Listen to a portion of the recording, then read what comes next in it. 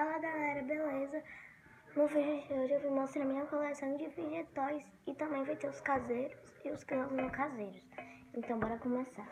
Bem, esse eu vou mostrar primeiro. O caseiro, né, que tipo, de Fidget não foi meu primeiro, né? De arco-íris que demorou muito tempo pra eu fazer.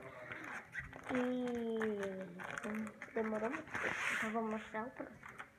O próximo é o Fidget Toy Poppet, que não é tipo caseiro. Vou fazer até uma cena aí, ó. Peraí. Deixa eu ir pro lado bom, né? Pra mostrar. Aqui, ó.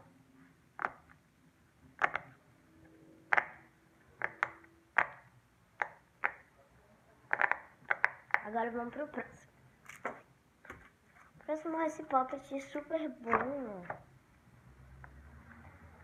Que eu vou fazer assim, né?